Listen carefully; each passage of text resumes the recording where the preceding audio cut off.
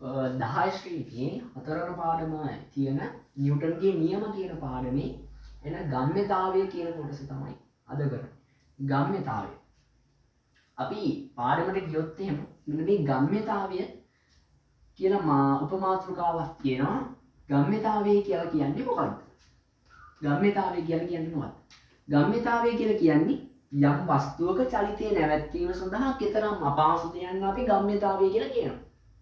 මොකක්ද මේ ගම්‍යතාවය කියලා කියන්නේ?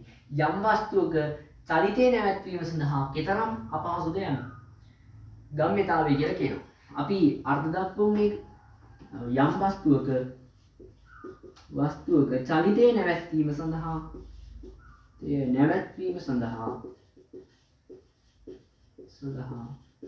නැවැත්වීමට කෙතරම් අපහසුද යන්න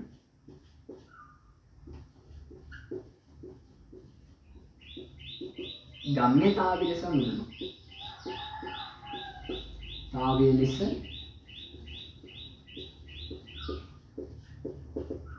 ගම්‍යතාවය කියලා කියන්නේ මොකද? යම් වස්තුවක චලිතය නැවැත්වීම සඳහා කෙතරම් අපහසුද යන්න අපි ගම්‍යතාවය ලෙස හඳුන්වනවා. හරිද? ගම්‍යතාවය ලෙස හඳුන්වනවා. ගම්‍යතාවය කෙරෙහි යම්කිසි සාධක දෙකක් බලපානවා. මොනවද මේ සාධක දෙක? පළවෙනි එක මොකද බලපාන්නේ? ප්‍රවේගය. අපි කියනවා v වලින් දක්වනවා. දෙක ස්කන්ධය දක්වන්නේ m වලින්. හරිද?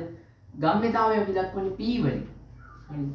මොකද්ද මේ ගම්‍යතාවය? නැත්නම් යම් වස්තුවක චලිතය නැවැත්වීම සඳහා කෙතරම් අපහසුද යන්න අපි ගම්‍යතාවය කියලා කියනවා. අන්නේ ගම්‍යතාවයට මේ ප්‍රවේගය ස්කන්ධය අතර ඇති සම්බන්ධතාවය මොකක්ද? බලමු ඉස්සලා මුලින්ම ප්‍රවේගය අරගෙන මම මේකේ පියවර දෙකක් වශයෙන් කතා කරනවා. හරිද? පළවෙනි පියවර ඔන්න මම ඉන්නවා මේ කොනකින්. ඔන්න මම පොඩි මේක තේරුම් කරන්න පොඩි දල සටහනක් පදිනවා.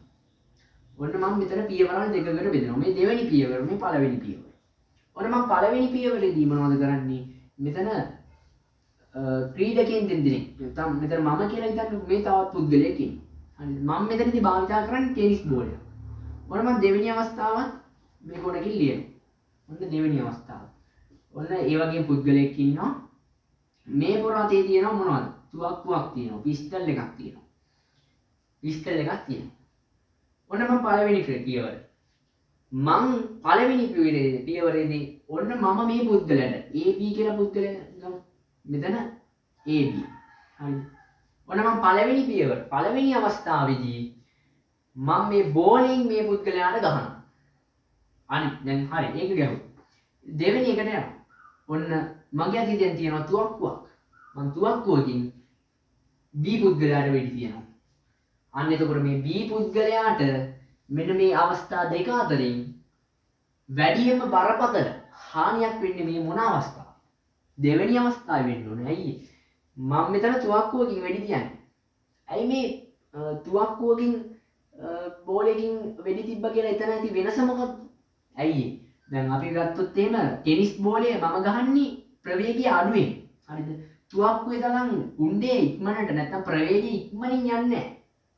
හරිද?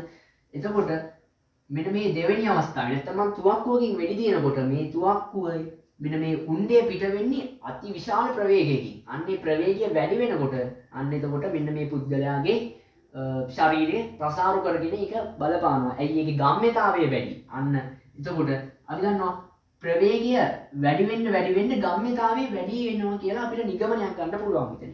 ඒ කොහොමද මේ නිගමනයක් ගන්නෙ? බලන්න ටෙනිස් බෝලයෙන් ගහනකොට එතනක් තියෙන ප්‍රවේගයක්. නමුත් මේ තුවක්කුවේ තරම් ප්‍රවේගයක් මේ ටෙනිස් බෝලේ නැති නිසා මේ පුද්ගලයාට හානි වෙන්නේ නැහැ. නමුත් ඒ අවස්ථාව නැත්නම් දෙවෙනි අවස්ථාවේදී මේ පුද්ගලයාගේ අතේ තියෙන පිස්තල් එකක්.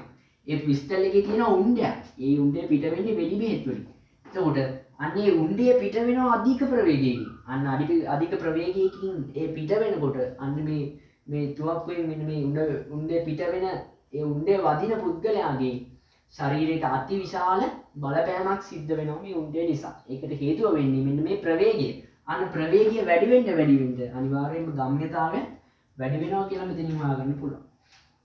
මෙතන තියෙන තුවක්කුව, මෙතන තියෙන ටෙනිස් බෝලය. ඔන්න මම දෙවෙනි අවස්ථාව ඔන්න අපි දැන් ස්කන්ධය පිළිබඳ මේ ගම්මිතාවයට ස්කන්ධය බලපෑමක් සිද්ධ වෙන්නේ කොහොමද? කොහොමද මේ ස්කන්ධයේ බලපෑමක් මේ ගම්මිතාවයට ඇති වෙන්නේ? ඔන්න මම ඒක තමයි දැන් කියලා දෙන්නේ. ඔන්න මම මෙතන පිස්ටල් එක වෙනුවට මම මෙතන ගන්නවා යගුලියක්. ඔන්න තියෙනවා යගුලිය. මෙතන තියෙනවා මොනවද? ටෙනිස් බෝලය. යගුලිය බරයි කීයද? යගුලිය බරයි කිලෝග්‍රෑම් 5යි කිලෝග්‍රෑම්. කිලෝග්‍රෑම් 5ක් බරයි. හරිද? ටෙනිස් බෝලය ටෙනිස් බෝලය ඉතර බර නැහැ නේ. ඉතර බර නැහැ. එතකොට ටෙනිස් බෝලය ඉතර බර නැහැ. හරි. පළවෙනි අවස්ථාව මේ ප්‍රවේගය වගේම අපි මේ ස්කන්ධයේදී A කියන පුද්ගලයා මෙන්න මේ B කියන පුද්ගලයාට මෙන්න මේ ටෙනිස් බෝලය විසික් කරනවා. ටෙනිස් බෝලය මේ B කියන පුද්ගලයා තාමත් පහසුවෙන් අල්ලගන්නවා. ඔන්න මම අන්නේ පියවර 7 පළවෙනි පියවර. ඔන්න මම දෙවෙනි පියවරට යනවා. දෙවෙනි පියවරේ A කියන පුද්ගලයා B කියන පුද්ගලයාට යගුලියක් තමයි දාන්නේ. කිලෝග්‍රෑම් 5ක් ගන්න යගුලියක් දානවා. හරිද? ගොඩක් කියන්නේ යගුලියක් දානවා B කියන පුද්ගලයාට. ඔන්න B කියන පුද්ගලයා බොහොම අමාරුවෙන් මේ යගුලිය අල්ල ගන්නවා. හරිද? බොහොම අමාරුවෙන් තමයි අල්ලගන්නේ. කොහොමද? බොහොම අමාරුවෙන්. ඇයි මෙතන ස්කන්ධය වැඩි වෙනකොට ගම්ම්‍යතාවයත් වැඩි. අන්න ගම්ම්‍යතාවය වැඩි වෙනකොට ඒ යගුලිය අල්ල ගන්නත් ගොඩක් අමාරු වෙනවා. හරිද? ටෙනිස් බෝලේ තරම් ලේසි නෑ යගුලිය අල්ල ගන්න. එතකොට පළවෙනි හා දෙවන අවස්ථාවේ ගොඩක්ම අමාරු වෙන්නේ, බොහොම අමාරු වෙන්නේ, අති දුෂ්කර වෙන්නේ අල්ලගන්න. පළවෙනි අවස්ථාවේ ටෙනිස් බෝලය විසි කරනකොට, දෙවෙනි අවස්ථාවේ යගුලිය විසි කරනකොට. මොනවද? යගුලිය විසි කරනකොට කිලෝග්‍රෑම් 5ක් බර යගුලියක් විසි කරනකොට තමයි ගොඩක්ම අසීරු වෙන්නේ මේ බෝලය අල්ලගන්න. හරිද? යගුලිය අල්ලගන්නනේ. අන්න ඒකයි ස්කන්ධය වැඩි වෙනකොට ප්‍රවේගයත් වැඩි වෙනවා. මේ දෙකම අනුලෝමව ගම්මිතාවයට සමාන වෙනවා. ප්‍රවේගය වැඩි වෙනකොට ගම්මිතාවය වැඩි වෙනවා, ස්කන්ධය වැඩි වෙනකොට ගම්මිතාවය වැඩි වෙනවා. අන්න ඒ සාධක දෙක ඇසුරින් අපිට සූත්‍රයක් ගොඩනගන්න පුළුවන්. මොකක්ද මේ සූත්‍රය? මේක සූත්‍රය. අපි කිව්වා ප්‍රවේගය v කියලා නේ. එහෙනම් v සමානයි p බෙදීම m කියලා අපිට විතර සූත්‍රයක් අපිට නියම කරන්න පුළුවන්. v කියලා කියන්නේ මොකද්ද? v සමානයි ප්‍රවේගය. v සමානයි ප්‍රවේගය. p සමානයි ගම්මිතාවය. m සමානයි ස්කන්ධය. ස්කන්ධයනේ.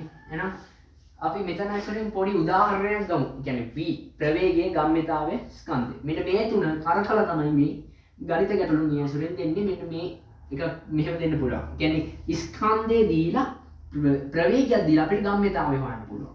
හරිද? ඊළඟ පැත්ත ස්කන්ධය දීලා ගම්මිතාවය දීලා අපිට ප්‍රවේගය හොයන්න පුළුවන්. ප්‍රවේගය දීලා ගම්මිතාවය දීලා අපිට ස්කන්ධය හොයන්න ඉන්නේ. අන්න ඒ තුන තමයි මෙතන කැරක් ඉන්නේ. සමහර වෙලාවල මෙතන ස්කන්ධය වෙනුවට අපිට දෙන්න පුළුවන් ග්‍රෑම් 500යි ග්‍රෑම්. අපිට මෙතන 500යි ග්‍රෑම් 10න් බෙදලා අපිට කිලෝග්‍රෑම් කරගෙන ඉන්න වෙනවා මේක හදාගන්න. එහෙනම් ඒ වගේ උදාහරණයක් ගමු අපිට. පළවෙනි උදාහරණය අපි ගමු මේක. අපි කිලෝග්‍රෑම් 2 කිලෝග්‍රෑම්. ඔන්න 2 කිලෝග්‍රෑම් බර වස්තුවක් 5 ms ශ්‍රේණියක ප්‍රවේගයෙන් දිගට ගමන් කරනවා. එහි ගම්ම්‍යතාවය කොපමණද? එහෙනම් අපිට ලියන්න පුළුවන් p සමානයි දෙවරක් 5 10යි. ලියනකොට ලියන්න ඕනේ කිලෝග්‍රෑම් ms ඍණ 1යි කියන. මෙන්න මේ කොටස අනිවාර්යෙන් ඕනේ. මේ කොටස නැති වුණොත් එහෙම වැඩි අවුල් වෙනවා. කිලෝග්‍රෑම් ms ශ්‍රේණි 1යි කියලා මෙන්න මේ ටික ලියන්න ඕනේ අනිවාර්යෙන්. හරි. සංකේතය අනිවාර්යෙන්ම ඕනේ කිලෝග්‍රෑම් ms ශ්‍රේණි 1යි කියලා. 1යි කියලා ලියන්න ඕනේ. ඊළඟ අපි එකක් හදමු.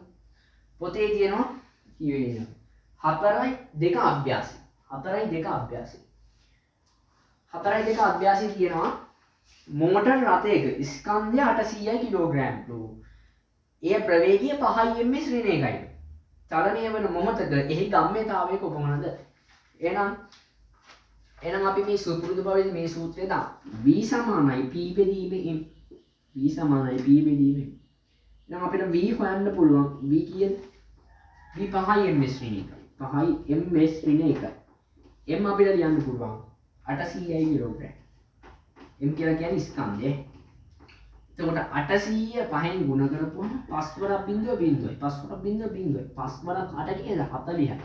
කියන්නේ P සමානයි 4000යි කිලෝග්‍රෑම් ms ඍණ 1යි. ඔය විදිහට අපිට ගන්න පුළුවන්. ඊළඟට තව එකක් හදමු බලන්න. තව එකක්. ඔන්න තව අවස්ථාවක්. මෙතනදි එක්තරා වස්තුවක ස්කන්ධය 600යි කිලෝග්‍රෑම් නෙවෙයි ග්‍රෑම්. එහි ප්‍රවේගය 5 ms ශ්‍රේණියක මොහොතකද ගම්‍යතාවය ගන්න. එහෙනම් අපිට සුපුරුදු පරිදි මේ සූත්‍රය දාන්න පුළුවන් v සමානයි p බෙදීමේ සූත්‍රය. මෙතනදී එක වෙනසක් තියෙන්නේ. මෙතන කිලෝග්‍රෑම් නෙවෙයි තියෙන්නේ මොනවද? ග්‍රෑම් තියෙන්නේ. එහෙනම් අපිට මේක වෙනස් කරන්න පුළුවන්. අපිට මෙතන ප්‍රවේගය දීලා තියෙනවානේ. අපි දාමු 1000 බෙදන්න ඕන මොනවද මේ 600යි කිලෝග්‍රෑම්. sorry gram. මේ ග්‍රෑම් අපි කිලෝග්‍රෑම් කරන්න බෑ. ඊට පස්සේ මේක ගුණ කරන්න ඕන හරියම පාසෙන් මේක විසඳන්න ඕන. ඊට 5යි ms ශ්‍රේණියක. 5යි ms ශ්‍රේණියක. පහක ප්‍රවේගයක් තියෙනවා. කීයද ස්කන්ධය 600යි ග්‍රෑම්. ග්‍රෑම් වලින් අපිට සුළු කරොත් වෙන උත්තරෙ එන්නේ. එතකොට ඒක වැරදෙනවා. අනිවාර්යයෙන්ම අපි සම්මත ඒකකයට ගන්න ඕනේ. ඒ කියන්නේ කිලෝග්‍රෑම් වලට ගන්න ඕනේ. එහෙනම් බිංදු දෙකට බිංදු දෙක කැපෙනවා. 5ට 1යි 2යි 5 වල 10යි 2ට 1යි 3යි. එහෙනම් අපිට ලියන්න පුළුවන්. එහෙනම් මෙතන ගම්‍යතාවය ආවි 3යි කිලෝග්‍රෑම් ms ඍණ 1යි කියලා. ඒක මේක සුළු කරලා මේ ගම්‍යතාවය හොයාගන්න පුළුවන්. මේ තියෙන ගම්‍යතාවය. එහෙනම් අපිට ලියන්න පුළුවන් මෙන්න මේ ග්‍රෑම් වලින් ආවත් අනිවාර්යයෙන්ම අපි කිලෝග්‍රෑම් කරන්න ඕනේ. අනිවාර්යයෙන්.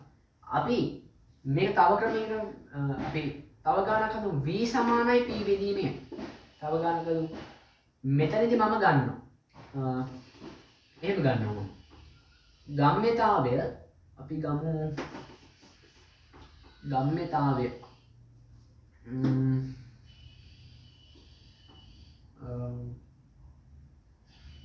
අපි ගමු 4යි කිලෝග්‍රෑම් ms ඍණ 1යි කියලා. m තියෙනවා. හරිද? v සමානයි අපි 2යි ms ඍණ 1යි කියලා ගමු.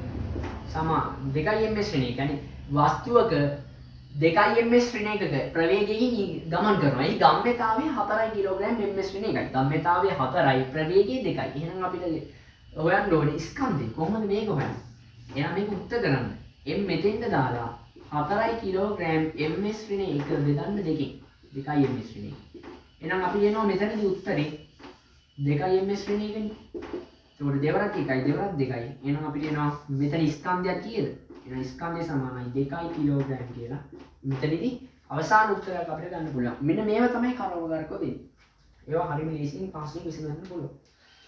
එහෙනම් මෙතනින් අපි ගම්‍යතාවය කියන අනුමාත්‍රකාවේ තියෙන ගැටලු විසඳනවා. ඉස්සෙල්ලා ඉවසන අවසාන. ඊට පස්සේ තියෙනවා අපි නිව්ටන්ගේ තුන්වන නියම. අපි මේක ඊළඟ කොටසින් අපි කතා කරනවා. දැනට ගම්‍යතාවය අවසానයි.